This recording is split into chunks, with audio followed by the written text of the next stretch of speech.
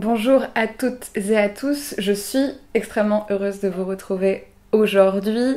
Ça fait 2 mois et je n'ai toujours pas le temps de faire des vidéos régulièrement et ça me manque un peu, c'est vrai, de pouvoir vous parler de spectacles que je vois, même si j'ai de moins en moins le temps d'aller au théâtre aussi.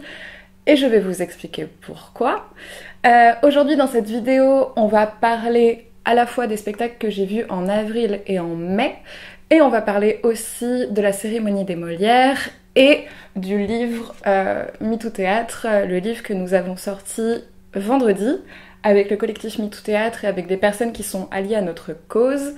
Et j'ai vraiment hâte de vous parler de tout ça parce que la semaine dernière c'était une semaine un peu chargée et je crois que ça va faire du bien de pouvoir parler avec vous d'un peu tout ça. Au mois d'avril, je n'ai vu qu'un seul spectacle qui est La guerre des pauvres d'Olivia Granville, qui est un texte d'Éric Vuillard, qui était lu par Laurent Poitrenaud que j'aime beaucoup, qui est un comédien que j'apprécie énormément, et ce spectacle était vraiment incroyable. En gros, c'est un récit de paysans du XVIe siècle, et c'est tout le récit d'une révolution et d'un soulèvement paysan par des prêtres qui décident d'expliquer en quoi il y aurait une violence de classe dans la société française du XVIe et en faisant en sorte, à l'aide de la religion, de soulever les personnes pour qu'elles prennent conscience de leur liberté et qu'elles se révoltent contre la seigneurie, ce genre de personnes. Et c'était vraiment incroyable. Donc c'était un texte qui était lu par Laurent Poitrenaud avec 2 danseurs en fait qui à la fois étaient dans l'illustration du soulèvement paysan mais qui rajoutaient aussi une forme d'émotion qui était vraiment très belle avec ce pain de partout pour signifier justement la paysannerie et ce pain qui est éclaté contre les murs, enfin c'était vraiment beau. Et ça fait toujours du bien en fait de voir au théâtre des récits de soulèvement, des récits révolutionnaires, surtout que je ne suis absolument pas spécialiste de cette question-là. Et c'était vraiment chouette. C'était à la MC 93 et je suis triste que ce soit des spectacles qui jouent que 2 jours alors qu'ils sont vraiment incroyables. Donc si vous tombez sur ce spectacle, foncez-y vraiment, c'était sublime. Je vais vous mettre aussi quelques images parce que à la fois c'était extrêmement esthétique et en même temps il y avait quelque chose de la violence de classe qui était représentée sur scène et de l'envie de foule, l'envie d'émeute et de comment les émeutes ont aussi été dans une forme de répression par les hautes sphères des États et c'était vraiment incroyable. Ensuite, au Bouffe du Nord, je suis allée voir La tendresse de Julie Berès et c'est peut-être le spectacle qu'on m'a le plus demandé de voir cette année et je sais pourquoi. Donc La tendresse est un spectacle qui parle des masculinités et qui vise à déconstruire la masculinité, sauf que c'est pas vraiment le cas.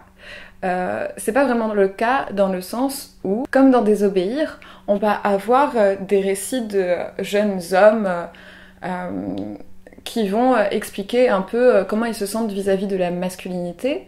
Et dans Désobéir, on a vraiment la sensation que ces jeunes femmes veulent s'émanciper, qu'elles sont pro-liberté et qu'elles veulent sortir un peu des règles établies.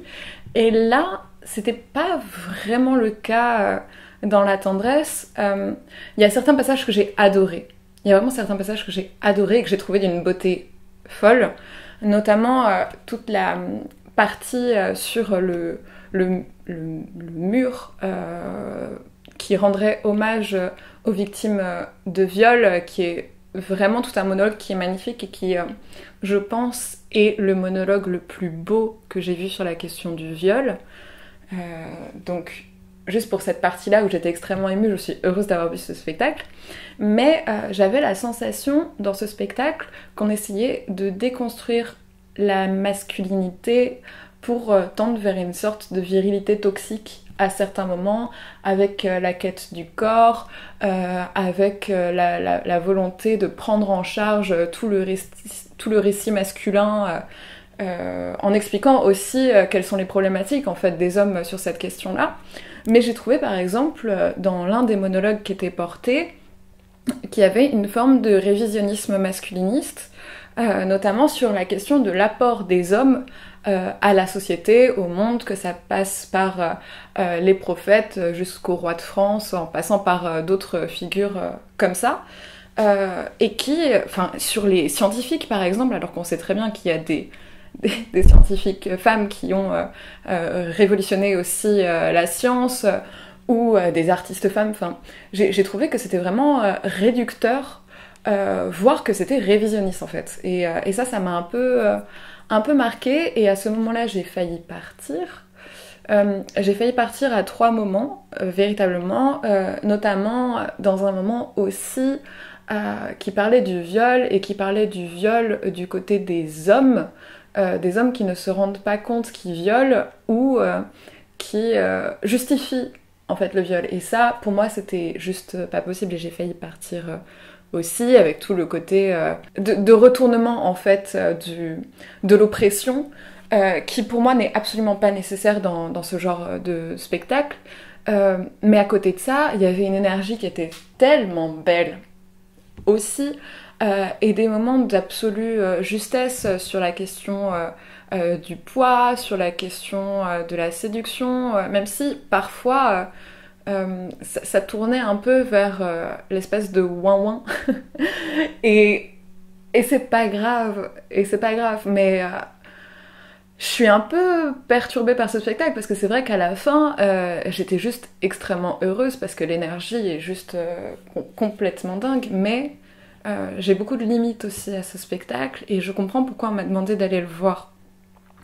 Et je vous conseillerais d'aller le voir pour vous faire votre avis par vous-même, mais en tout cas, pour moi, à certains moments,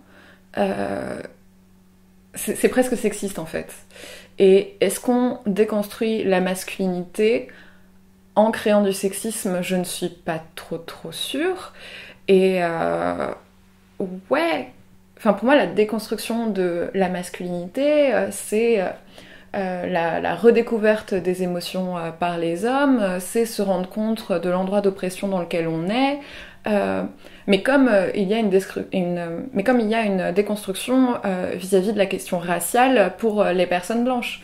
Et là, j'ai trouvé que ça pêchait sur les côtés qui sont revendiqués par les personnes qui travaillent en fait sur la masculinité. Et même si ça vient de témoignages, pour moi, il ne faut pas être étranger aux études de genre qui existent, et il faut se saisir de tout ça aussi pour ne pas être dans un espèce de flou entre la question du masculin en tant que tel et la question du masculinisme. Et ça, pour moi, ça pêchait un peu à cet endroit-là, même si les images de fin, la cohésion de groupe était quand même assez chouette, et c'est assez rare pour le noter. Donc voilà. Juste aussi 30 secondes pour dire que j'ai été voir Fidelio à la scène musicale Fidelio, qui est un opéra de Beethoven que j'ai vu mis en scène par David Bobbé, forcément, et c'était magnifique, évidemment. Et si Fidelio passe vers chez vous, je sais pas du tout, allez le voir. Mais bon, c'est ma petite minute David Bobbé comme d'habitude, donc foncez voir ça, c'était sublime aussi. Et n'étant pas spécialiste d'opéra, c'est un peu plus compliqué pour moi d'en parler, mais c'était sublime en termes de décor. C'est un opéra qui a un personnage féminin extrêmement fort. Bon, après on est toujours dans la côté du travestissement qui m'énerve complètement, parce que c'est vraiment quelque chose que je ne peux plus voir, je l'ai trop vu au théâtre, mais qui est dans un idéal de justice, qui est dans une... qui parle de prison politique, qui parle de la révolution aussi, et d'une révolution portée par les femmes dans une quête de justice. Donc allez voir cet opéra si jamais vous pouvez. Et enfin, je suis allée voir Là où la chèvre est attachée, il faut qu'elle broute, de Rebecca Chaillon, au théâtre 13, et c'était quand même assez génial.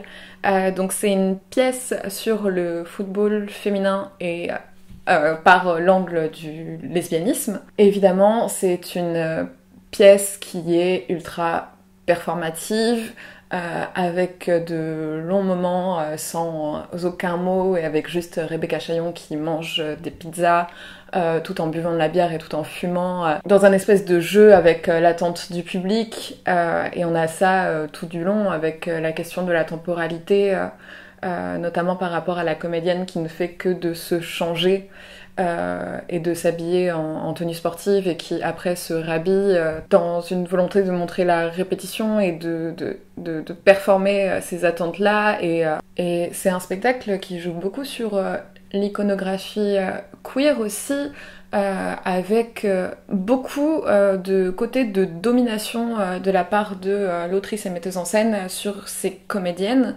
ce qui peut être un peu étonnant, un peu gênant à certains endroits. Donc elle joue un arbitre, on pourrait dire ça comme ça, et un arbitre qui a complètement l'ascendant sur les joueuses, sur les comédiennes, et qui ne remet pas totalement en question cette verticalité, même s'il y a une vraie horizontalité dans l'équipe. C'est aussi toute une pièce qui va être une réflexion sur les perceptions de Rebecca Chaillon sur le collectif, sur le football féminin, sur les questions raciales comme d'habitude. Mais c'était assez chouette et l'énergie qu'il y avait aussi était complètement dingue. Et je crois que j'aime bien ces espèces de pièces comme ça où on ressort en étant complètement fatigué parce qu'on nous a éclaté en tant que spectateur et spectatrice. Et c'était vraiment, vraiment chouette. Et il y avait des questions assez intéressantes en fait sur à la fois l'usage du collectif et sur l'individualisme et sur l'individualité, mais qui est quand même un peu paradoxal dans un spectacle où Rebecca Chaillon sort totalement du collectif qui est vraiment formé par les joueuses pour parler de sa vie personnelle à elle et pour expliquer toutes les limites en fait qu'elle porte elle-même et qui ne sont pas des limites qui sont portées par le collectif. Donc il y avait aussi ces réflexions-là qui étaient parfois un peu étranges et un peu paradoxales, mais sinon c'était assez chouette. C'était assez chouette, ça donne envie de jouer au football, donc c'est cool. Voilà pour les spectacles que j'ai vus. Le mois prochain, donc ce mois-ci, je vais voir Je m'en vais mais l'état demeure du Duc du Chêne, Vernon, Subutex à l'Odéon, mis en scène par Thomas Ostermeyer, et je vais voir Les Forteresses de Gurshad Shaheman à la MC 93. Voilà, c'est les 3 spectacles que je compte voir le mois prochain. Et donc maintenant, j'aimerais vous parler de ce qui s'est passé à la cérémonie des Molières. Si vous n'êtes pas au courant, avec le collectif Mise au Théâtre, nous avions été invités par Jean-Marc Dumontet, qui est le directeur des Molières, à lire un texte sur les violences sexistes et sexuelles dans le théâtre.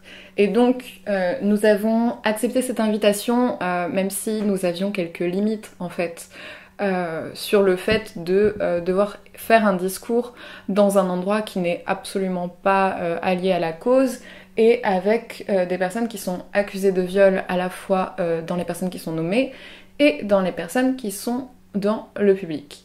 On a accepté parce qu'on s'était dit que c'était un espace de visibilité pour cette cause-là, mais moi, ce qui me touchait personnellement, c'était de pouvoir dire à des victimes à une heure de grande écoute que je les crois et que nous sommes là avec le collectif. C'était la chose la plus importante pour moi parce que je me disais que à l'époque, quand j'étais victime et que j'étais complètement perdue, ça m'aurait touchée de voir ça et surtout ça m'aurait donné à voir que je ne suis pas seule et qu'il y a des personnes qui se battent pour ça.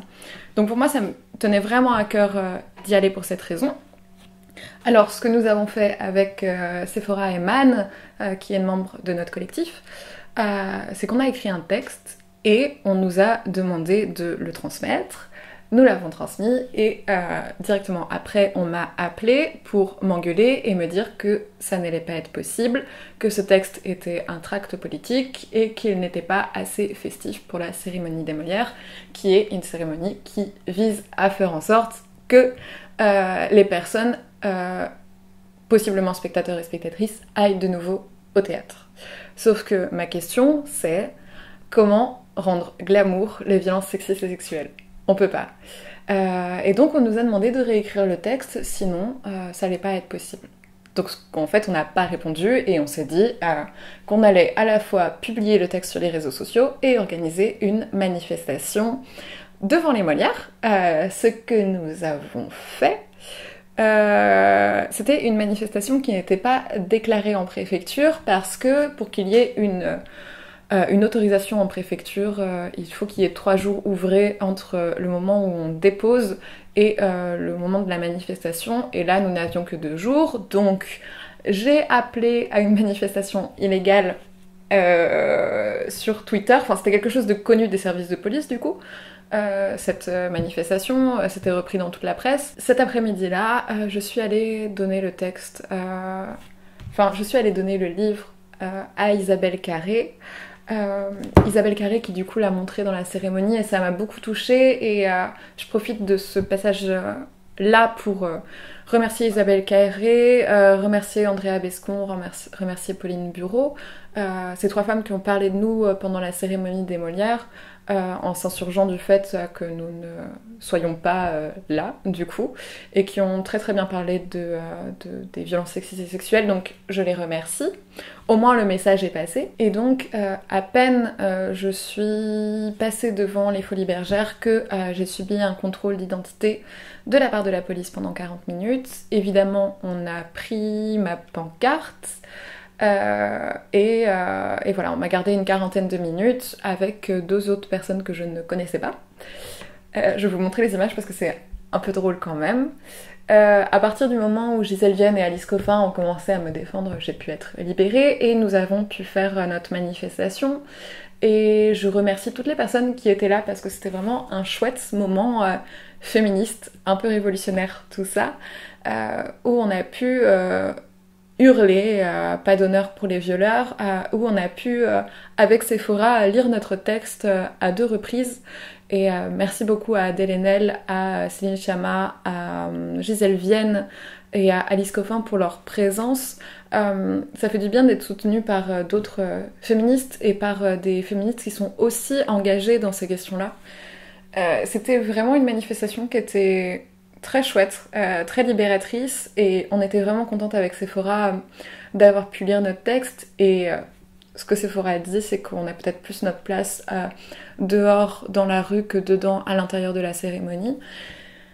Et je remercie toutes les personnes qui sont alliées et qui ont voulu témoigner du soutien par rapport à notre censure. Et ce qui est intéressant aussi de voir, c'est que ça ne passe plus. On ne peut plus censurer la voix des femmes et ce n'est pas à des hommes de décider si oui ou non des féministes et des personnes victimes peuvent parler. Donc voilà, je suis vraiment contente de ce moment-là. Et ensuite, deuxième chose, j'aimerais vous parler du livre MeToo Théâtre qui est sorti aux éditions Libertalia, qui est un livre qui est coordonné par Sephora et Louise de notre collectif. C'est un livre qui reprend tous les textes qui ont été lus au rassemblement du 16 octobre qu'on avait organisé devant le ministère de la Culture et devant la Comédie Française. Ce sont des textes d'auteurs, d'autrices, de comédiens, comédiennes et de metteuses en scène et de techniciennes aussi, et de moi du coup, critique de théâtre, où on parle de toutes les problématiques en fait qu'il y a par rapport aux violences sexistes et sexuelles, et aussi dedans il y a des témoignages en fait que vous nous avez envoyés sur les réseaux sociaux. Moi, mon texte a été écrit a posteriori. C'est un texte que je publierai sûrement sur mes réseaux sociaux parce que j'imagine que tout le monde n'a pas 10 € à mettre dans un ouvrage comme ça. La plupart des textes sont aussi trouvables sur Facebook, je pense. Donc si vous n'avez pas les moyens, vous pouvez vous le procurer, vous procurer ces textes de cette façon-là. Et puis le mien je le mettrai sur les réseaux sociaux. C'est un éloge de la rébellion et c'est un peu des réflexions sur la lutte, sur le collectif et sur ce que m'a apporté le collectif MeToo Théâtre. Et puis on a eu une soirée de lancement du livre qui était vraiment, vraiment géniale. Il y avait tellement de monde que pas tout le monde n'a pu rentrer, je sais pas si vous vous rendez compte de ça, pas tout le monde n'a pu rentrer dans la salle et c'était vraiment sublime. Je remercie aussi les filles et militantes du MeToo Média d'être venues. Il y a de grandes choses à faire, je pense, sur la question des violences sexistes et sexuelles. J'entends beaucoup en ce moment que le MeToo serait mort et après cette semaine-ci, je peux vous dire que non, le MeToo n'est pas mort et qu'on est là. Et s'il y a des victimes qui voient cette vidéo, contactez-moi sur Instagram ou contactez-nous à notre mail mouvementmetootheatre@gmail.com. Nous, on peut faire des signalements auprès du ministère de la Culture, on peut vous rediriger vers une avocate notamment, on peut faire tout ce travail-là et ça nous semble nécessaire, important et on va continuer. Et puis, on vous réserve aussi beaucoup de choses avec le collectif. Là, c'était quand même deux grosses choses, hein, que la manifestation devant les Molières, notre discours et la soirée de lancement du livre, mais on n'a absolument pas terminé avec tout ça. Et donc, suivez-nous sur les réseaux sociaux et j'ai hâte de pouvoir vous parler de tout ce qu'on prépare. Et la lutte continue et vive la lutte. Voilà. Merci à tous et toutes d'avoir regardé cette vidéo. Moi, je vous dis à bientôt pour une nouvelle vidéo sur le théâtre. N'hésitez pas à vous abonner à mon Twitter, mon Instagram et à cette chaîne YouTube. Et puis on se revoit vite. Je verrai si j'ai le temps de faire une vidéo par rapport à Avignon. Je sais toujours pas si j'y vais, mais si j'y vais, j'espère qu'on se croisera là-bas. Voilà. À bientôt!